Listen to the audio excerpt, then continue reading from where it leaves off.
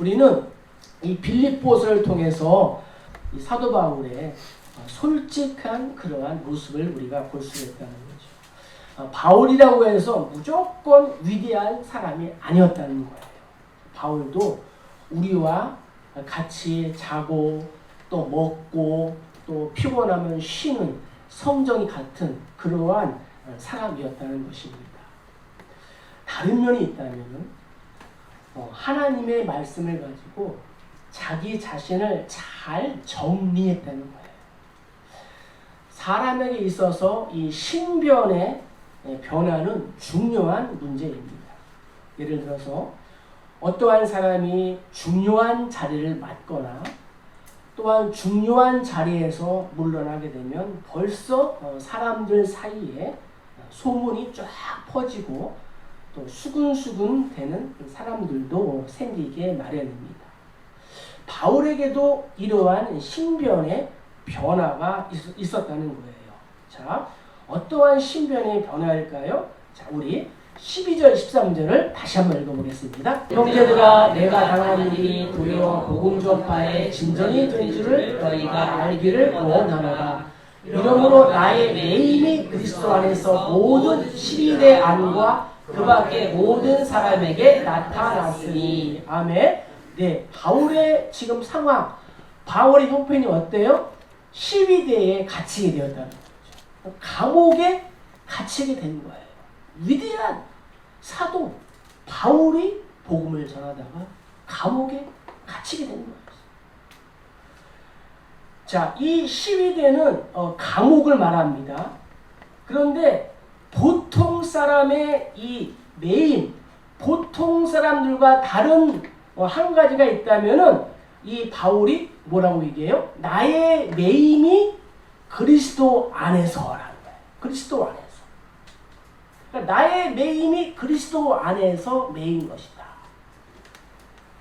바울의 매임이 감옥에 들어간 이유가 정치적인 문제 때문이 아니라 도덕적인 문제 때문이 아니라 예수를 위하여 복음을 전했기 때문이다 라고 분명하게 고백하고 있다는 것입니다. 이 매임이란 단어는 어떠한 뜻이 있냐? 올가미, 찾고, 사슬, 감금, 투옥이라는 단어가 이 매임이라는 단어의 뜻에 포함이 되어 있다는 거죠. 죄수를 사슬로 묶고 감방에 수감하는 것. 우리 모두가 알아야 할 것은 우리의 모든 상황과 환경과 형편이 바울처럼 예수를 위한 매임이 되어야 할 줄로 믿습니다. 자, 이 매였다라는 이 말은 바울과 실라가 빌립보 감옥에 갇혔을 때도 사용이 되었어요. 사도행전 16장 26절에 보면은 이에 갑자기 큰 지진이 나서 옥토가 움직이고 문이 곧 다 열리며 모든 사람의 매인 것이 벗어졌더라. 이렇게 말씀하고 있다는 거죠.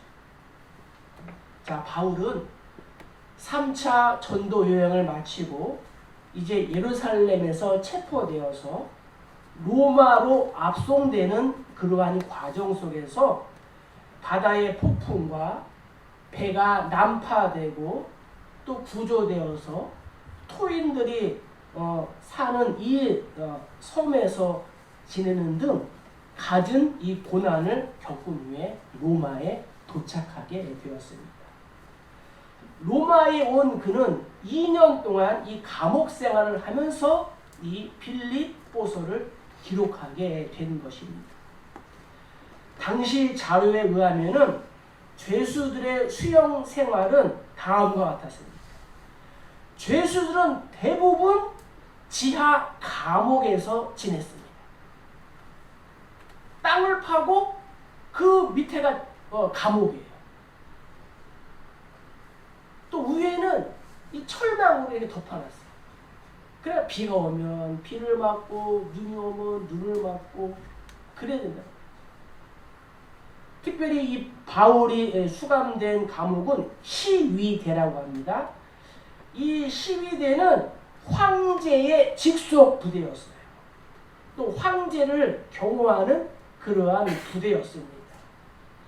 특별히 로마 황제를 지키는 이 고도로 훈련되고 뛰어난 군대였는데 황제의 직속 부대였기 때문에 상당한 이 세력과 영향력을 가진 사람들과 그들의 자녀로 이 시위대가 구성이 되어 있었습니다.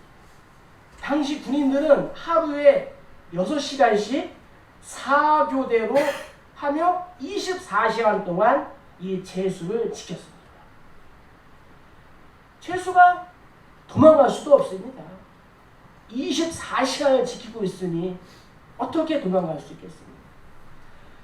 또 6명의 군인이 한 교조가 되어서 감방 안에서 죄수의 팔과 다리를 결박해서 지키는 사람이 2사람, 감방 문 앞을 지키는 사람이 2사람, 그리고 감옥 출입구를 또 지키는 사람이 2사람, 이러한 방식으로 이 죄수를 감호했다고 합니다. 생각해 보세요. 건강한 사람이랄지라도 이러한 감옥 생활을 한다면 자기 인생을 포기할 수밖에 없고, 또 이 정도의 수용 생활이라면은 육신적으로나 또 정신적으로 없던 병도 생기게 될 것입니다. 당시 이미 60이 넘긴 이 바울이 다른 사람에 비하여 비교적 육신의 질병도 많았던 바울이 이러한 감옥에서 이 수용 생활을 한다는 것은 정말 최악의 상황이었다는 거죠. 그러나 오늘 본문에 보면은 바울은 자신의 상황을 이렇게 말한다는 거죠. 13절에 나의 매임이, 또 14절도 나의 매임으로, 17절에 나의 매임에, 나는 매인 자라는 거예요. 갇힌 자라는 거예요. 그러나 내가 매인 것, 내가 갇힌 것, 이것 때문에 나에게 또 예수님께 일어난 결과는 갇히기 전보다도 훨씬 더 이 복음의 진전이 있었다라고 고백하고 있는 것입니다.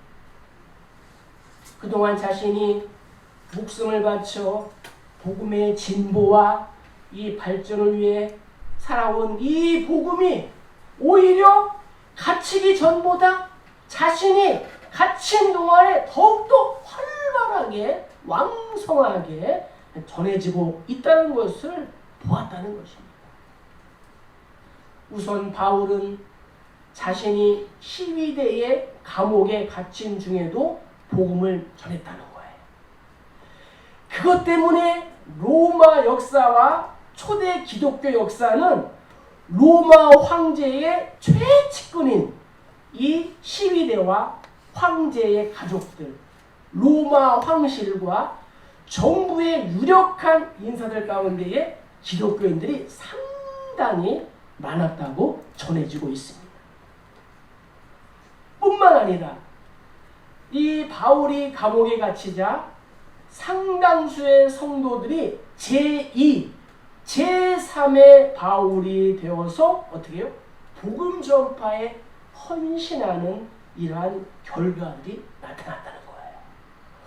오늘 본문에 보니까 하물며 바울을 질투하던 그러한 사람들까지도 복음을 전했다, 이렇게 성경은 기록하고 있습니다.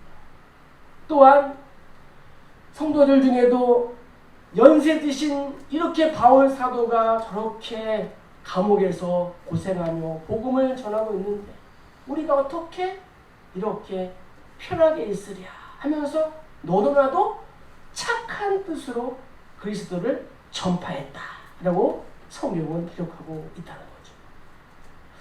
결과적으로 이 바울이 시위대 감옥에 갇혔지만 그 일로 인하여 복음이 더 확장된 줄로 믿습니다. 때문에 오늘 이 바울의 매임, 나의 매임이 오히려 복음을 위해서는 더 나은 일이었다라고 자신 있게 고백하고 있는 것입니다. 자, 바울의 경우를 통하여 이제 우리 자신을 돌아보는 거죠. 자, 14절, 15절 읽겠습니다. 형제 중 다수가 나의 매임으로 말미암아 주 안에서 신뢰함으로 겁없이 하나님의 말씀을 더욱 담대히 전하게 되었느니라. 어떤 이들은 투기와 분쟁으로, 어떤 이들은 착한 뜻으로 그리스도를 전파하니. 아멘. 바울의 경우를 통하여 우리도 매여 있는 삶이 있다는 거예요. 바울에게 일어난 이러한 상황이 오늘을 살아가는 우리 모두의 삶과 전혀 관계가 없는 것일까요? 그렇지 않다는 거예요. 오늘 본문의 상황이 우리에게 말하고 있는 것이 있다는 거예요. 그것은 무엇이냐?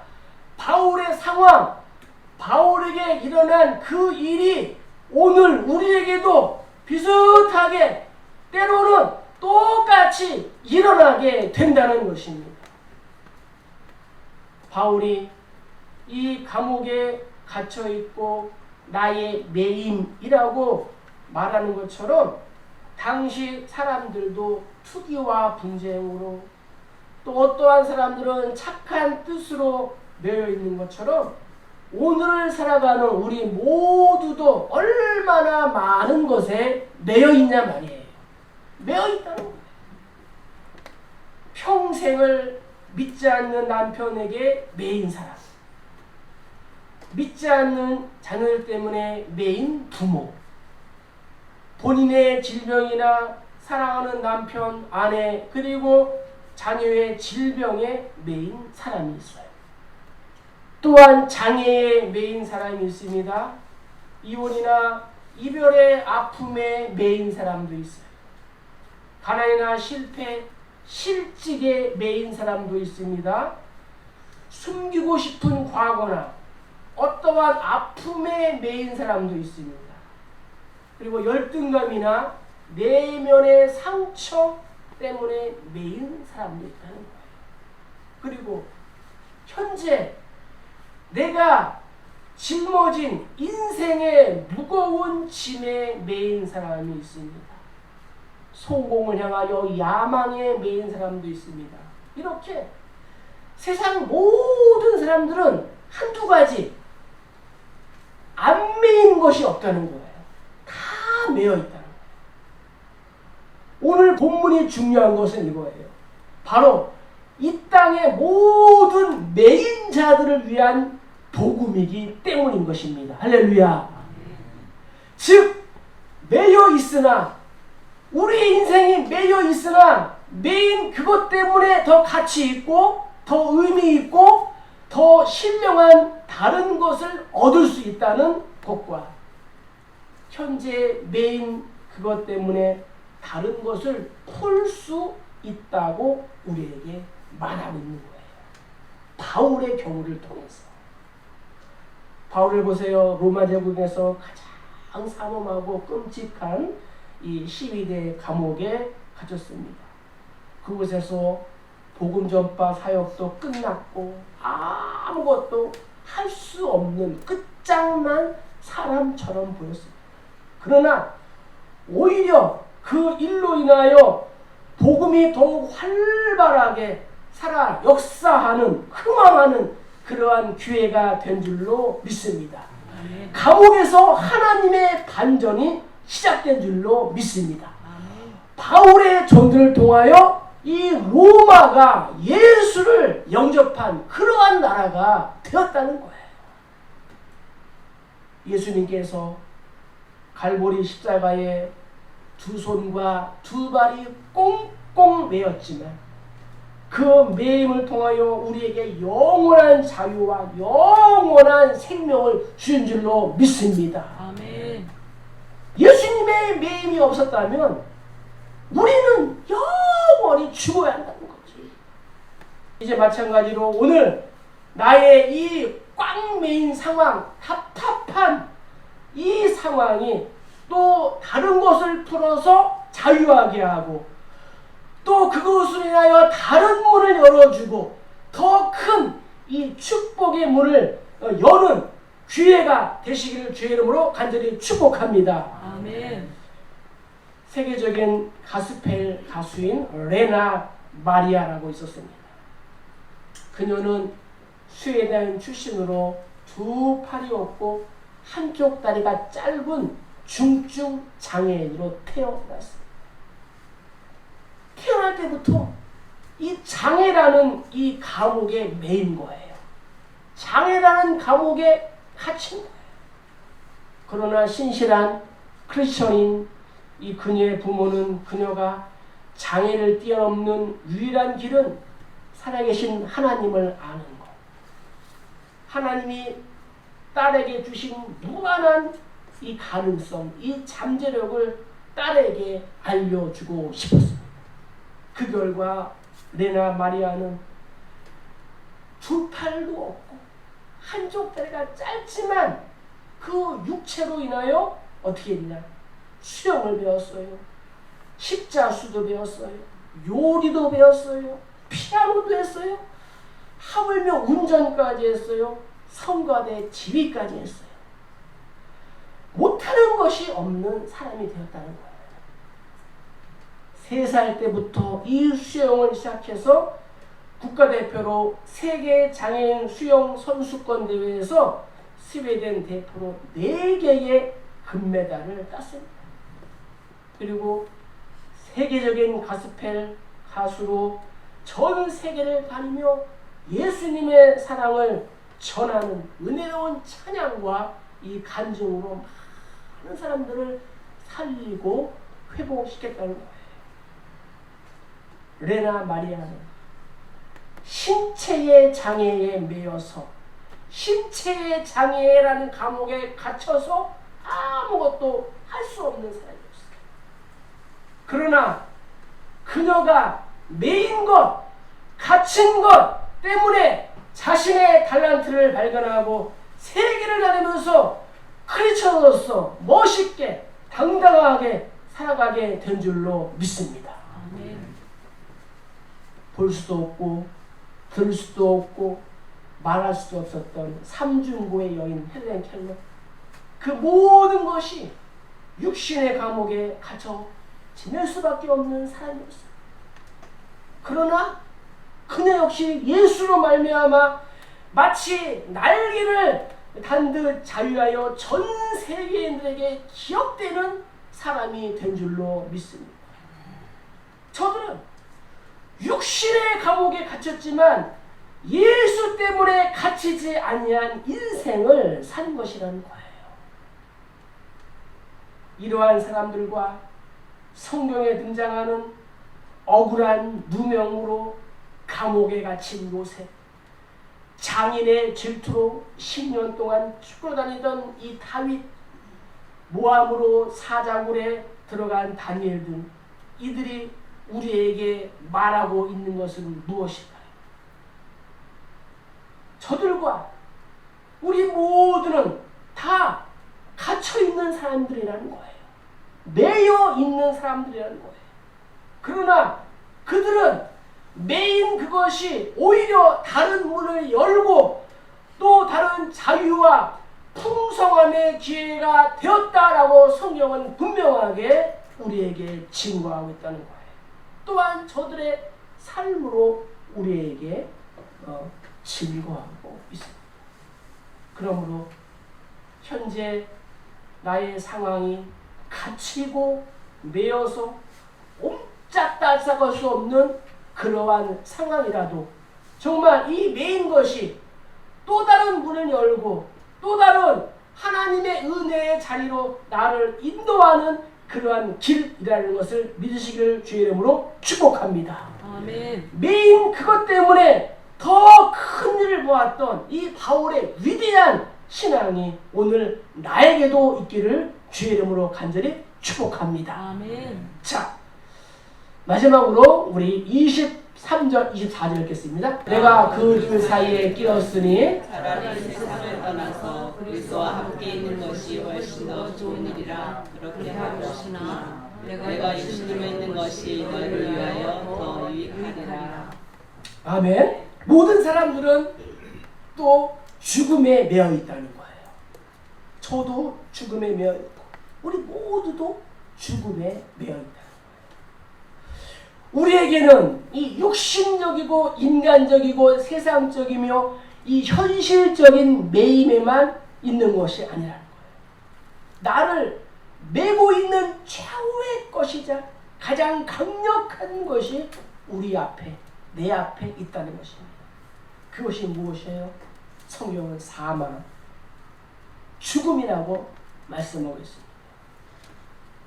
감옥 생활이 힘들고 견딜 수 없을 만큼 고통스럽기에 바울은 이렇게 고백했어요. 21절에 죽는 것도 유익이다. 23절에는 세상을 떠나서 그리스도와 함께 있는 것이 훨씬 좋은 일이다 라고 했어요. 어떠한 성경학자들은 바울이 이러한 표현은 감옥 생활이 너무나 고통스럽고 힘들어서 천국 가기를 소원한 것이 아니냐고 합니다. 또한 너무 견딜 수 없어서 자살을 생각한 것이라고도 보았습니다. 그러나 아무렴 이 바울이 자살을 생각했습니다. 이 본문에서 알 수 있는 것은 정말 힘들고 고통스러운 상황에서 죽음을 떠올리고 있다는 것은 분명한 사실이라는 거예요. 바울뿐만 아니라 우리 모두가 사망에 매여 있습니다. 어느 날 메데 바사 이 페르시아 왕이 전 세계에 있는 이 지혜자들을 한 자리에 모아놓고 물었습니다. 인류에게 가장 무서운 것이 무엇이냐? 그리스의 지혜자가 말합니다. 늙어서도 가난하게 사는 것이 무섭고 고통스럽습니다. 인도의 지혜자가 말합니다. 사람이 도저히 견디기 힘든 고통을 당하는 것이 가장 무섭습니다. 그때 페르시아의 한 지혜자가 말했습니다. 이 어두운 세상에 빛을 줄 만한 일 한 가지도 하지 못하고 죽음을 맞는 것입니다. 죽음이야말로 인생에게 가장 무서운 것이라는 거죠.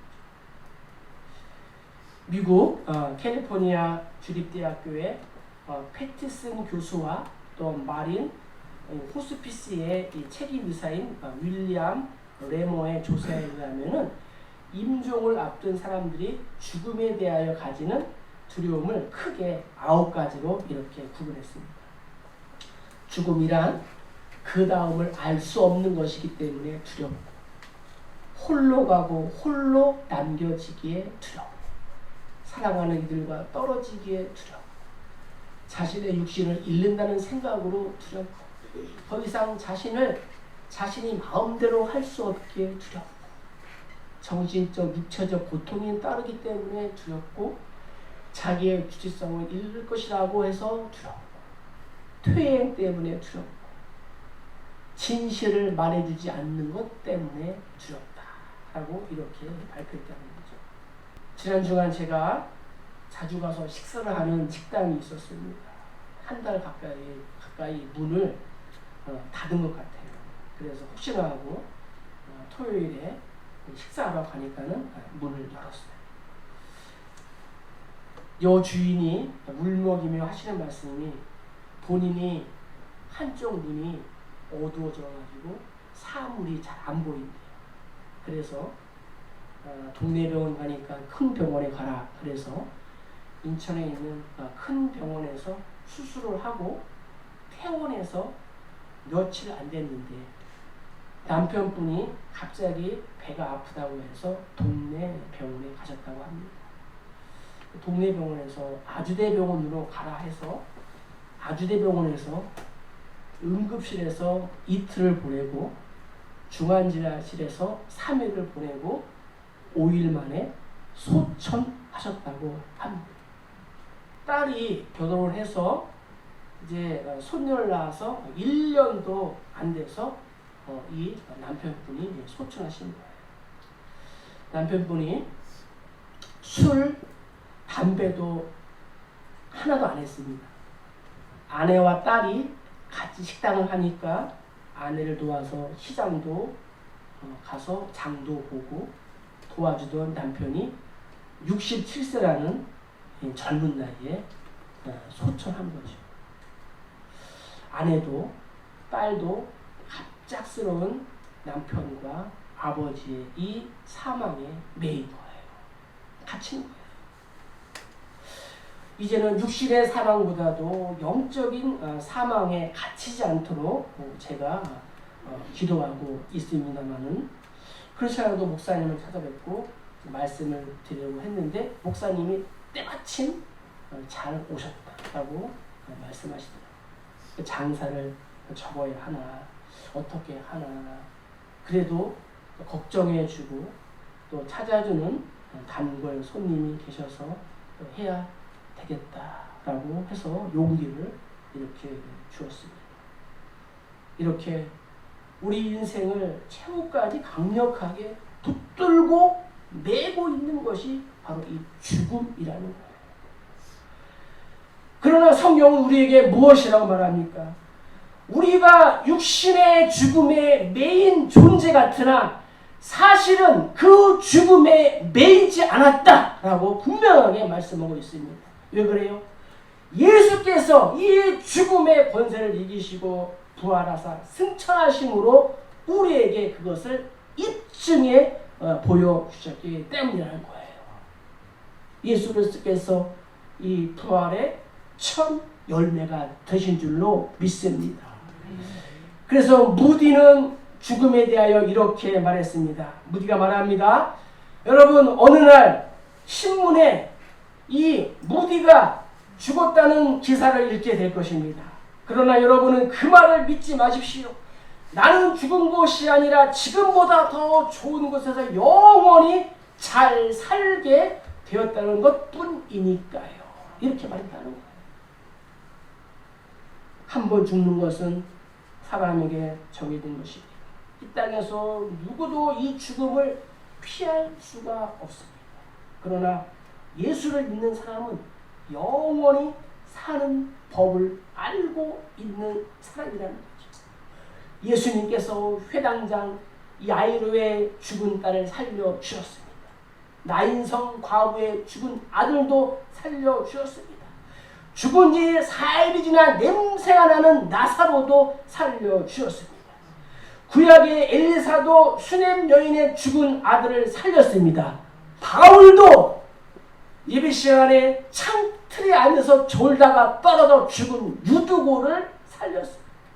무엇보다 예수님 자신이 3일 만에 죽음을 이기시고 다시 살아나신 줄로 믿습니다. 아멘. 하나님께서 오늘 우리에게 이렇게 말씀하시는 거예요. 허물로 죽은 우리를 그리스도와 함께 살리셨고 또 함께 일으키사 그리스도 예수 안에서 함께 하늘에 앉히시니. 할렐루야. 죄와 허물로 죽은 나를 예수와 함께 살려주셨습니다. 할렐루야. 함께 죽음의 이 관에서 일으키셨고 그리스도와 함께 하늘에 우리를 앉히셨다라고 이렇게 말씀하고 있다는 거죠.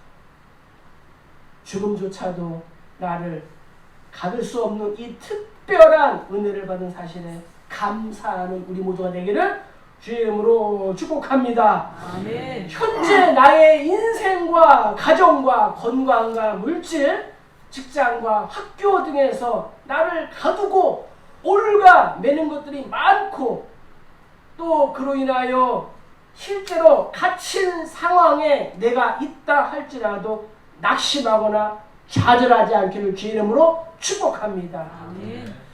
지금 나를 가두거나 또 올가매고 있는 그 모든 상황과 이 환경들 때문에 더 크고 놀라운 하나님의 은혜를 경험하게 될 줄로 믿습니다. 아멘. 갇힌 나, 매일 나를 기억하시고 돌보시는 이 삼위일체 하나님으로 인하여 승리하고 더 나아가서 또 형통한 또 사랑을 살리고 또 세우는 그러한 축복의 통로로 영적인 바울로 살아가는 우리 모두 다 되시기를 주의 이름으로 간절히 축복합니다. 축복합니다.